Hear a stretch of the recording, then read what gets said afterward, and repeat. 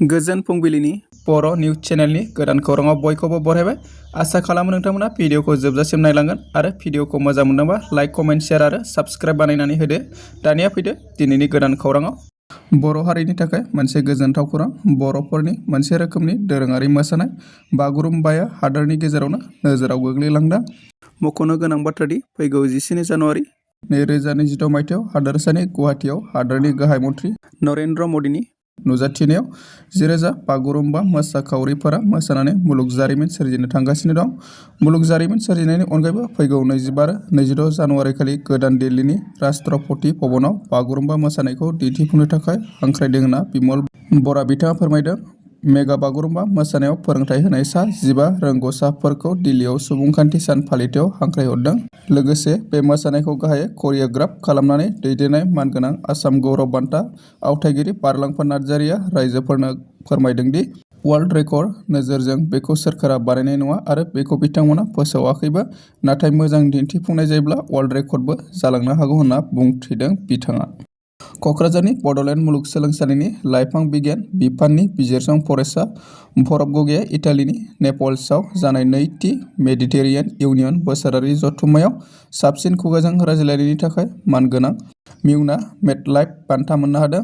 बिथांनि बान्था मोनगिरि दिन्थिफुंनाय माइक्र'बियल आरो आबहावा फाहामनायनि थाखाय जोरथाय आरो आबहावानि थाखाय गोरोबनायनि राहाफोरनि सायाव नोजोर होयो। बे बिजिरनायखौ बड'लेण्ड मुलुगसोलोंसालिनि लाइफां बिगियान बिफाननि गाहाय प्रफेसार हेमेन्त शर्मानि दैदेननायाव खालामनाय जादोंमोन होननानै खौरां मोननाय जादों।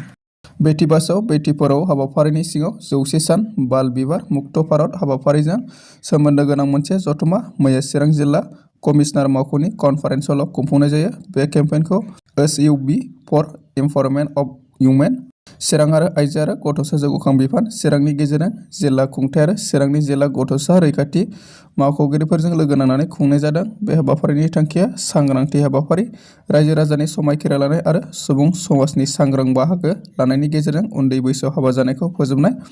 बे मेलाव चिरां जिल्लानि बेंगिरि जतिन बरा, उफ्रा जिल्ला कमिशनार, सेनियर पुलिस सुपारिनटेन्डेन्ट, जिल्ला लिगेल सार्भिस अथ'रिटिनि नेहाथारि, सिडली बिजिनि आरो बेंटलनि सार्कोल अफिसार, प्रजेक्ट डाइरेक्टर, डिआरडिएनि प्रजेक्ट डाइरेक्टर, जिल्ला समाज अनसाय मावख'गिरि आरो गुबुन गुबुन बिफाननि मावख'गिरिफ्रा बाहागो लादोंमोन होननानै मिथिना मोननाय जादों।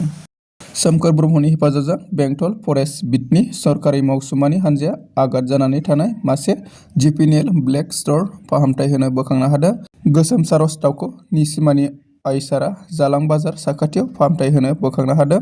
चिरां जिल्लानि बेन्दोंआव गोग्लैनाय निसिमा ओनसोलनि आइसारा जालां बाजार साखाथिनि गामिनि थागिबि सोमखोर ब्रह्मनि बिमा दैलाम साखाथियाव आघात जानानै थानाय जुपिनियेल ब्लेक स्टर मुंनि मासे दाउखौ मोननानै न' फारसे लानानै थाङो। नाथाय सोमखोर ब्रह्मआ बिबौ मोनलांनाय दाउखौ अनखांनानै फाहामथाय होबाय थानाय समावनो बेंटल फरेस्ट बिटनि सरकारि मावसुमानि हान्जाया खौरां मोननानै सावगारि नुनाय दाउखौ फाहामथाय होनो बेंटल फरेस्ट बिटनि मावख'सिम लानानै फैयो होनना खौरां मोननाय जादों।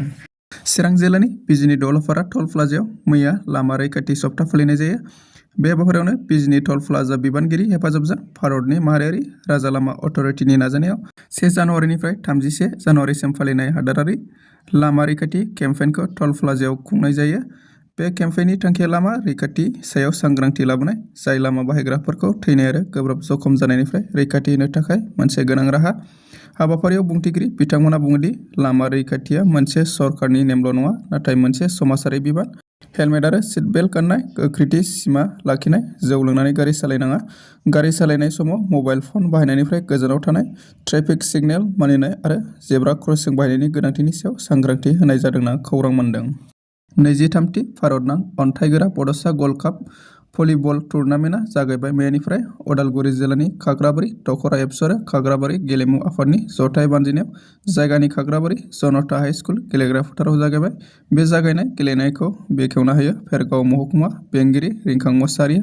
जागायनाय गेलेनायाव हारियाना बुलुर हान्जाया आसाम पुलिस हान्जाखौ 2.0 गेमाव फेजेनना आवगायना थायो होनना खौरां मोननाय जादों।